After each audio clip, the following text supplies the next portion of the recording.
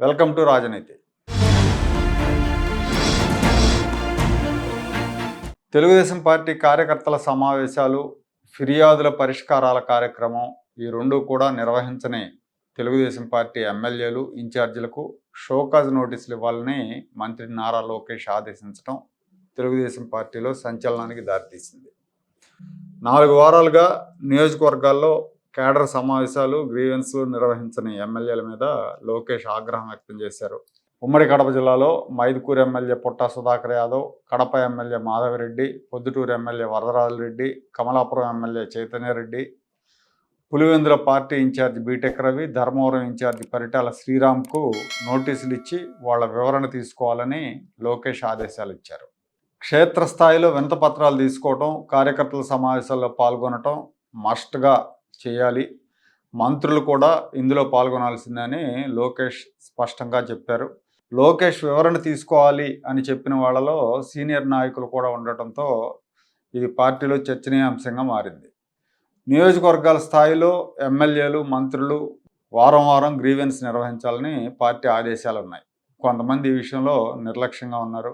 ముఖ్యమంత్రి చంద్రబాబు నాయుడు అయితే ఊరుకోను, చర్యలు తీసుకుంటానని ప్రకటనలతో మందలించి వదిలేస్తారు. కానీ లోకేష్ వివరణ కోరటం పార్టీ సిలబస్ని ఫాలో అవ్వకపోతే అధిష్టానం ఊరుకోదన్న సందేశం ఇచ్చినట్టు అయింది. ఇప్పటికే చాలా నియోజకవర్గాల్లో ఎమ్మెల్యేలు పార్టీ క్యాడర్ను పట్టించుకోవట్లేదన్న విమర్శలు ఉన్నాయి.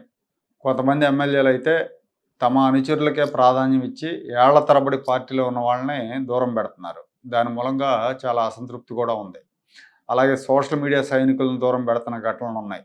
ముందు నుంచి పార్టీలో ఉంటూ నేరుగా పెద్ద నాయకులతో సంబంధాలు ఉన్న వాళ్ళని కూడా కొంతమంది ఎమ్మెల్యేలు దూరం పెడుతున్నారు. వీళ్ళకి పెద్ద నాయకులతో సంబంధాలు ఉన్నాయి, వీళ్ళతో మనకు ఎక్కడ ప్రమాదం అన్నట్టుగా వ్యవహరిస్తున్నారు. ఇలాంటి చర్యల వల్ల పార్టీకి నష్టం జరుగుతుంది.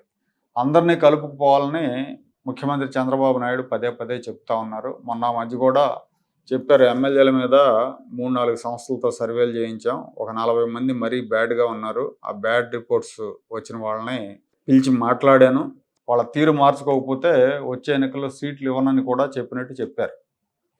అయితే వాళ్ళ తీరు మారట్లేదు.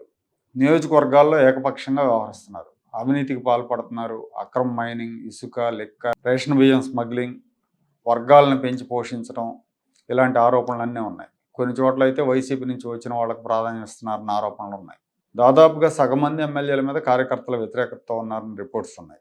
ముఖ్యమంత్రి చంద్రబాబు ఎమ్మెల్యేల పనితీరు మీద 3-4 ఏజెన్సీలతో ఎప్పటికప్పుడు నివేదికలు తెప్పించుకుంటున్నారు.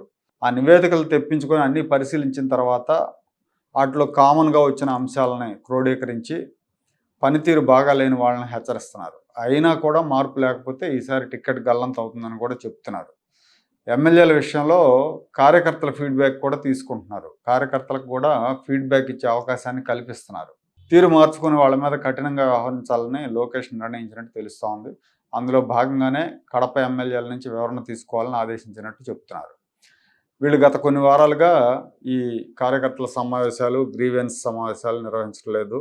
హైదరాబాద్, బెంగళూరులో సొంత వ్యాపారాలు చూసుకుంటున్నారన్న సమాచారంతోనే ఈ వివరణ తీసుకోమని ఆదేశాలు ఇచ్చినట్టు తెలుస్తూ ఉంది. అయితే ఎమ్మెల్యేలకు భిన్నంగా ఇన్ఛార్జీల విషయంలో కొన్ని సమస్యలు ఉన్నట్టు చెప్తున్నారు. ఎమ్మెల్యేలకు ఉన్నట్టుగా వీళ్ళకి లాగిన్ పోర్టల్ లేదు. లాగిన్ పోర్టల్లో లేకపోవటం మూలంగా వాళ్ళు తీసుకునే అర్జీలని అప్లోడ్ చేసి డిపార్ట్మెంట్లకు ఫార్వర్డ్ చేయలేకపోతున్నట్టుగా వాళ్ళు చెప్తున్నారు.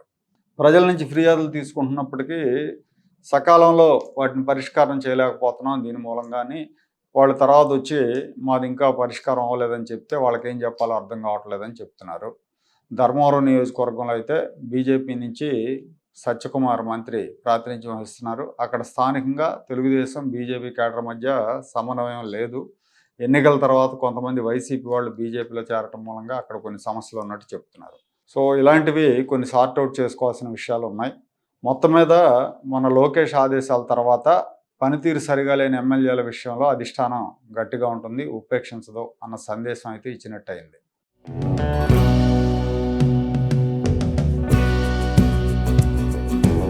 Like, share and subscribe to Rajaniti channel.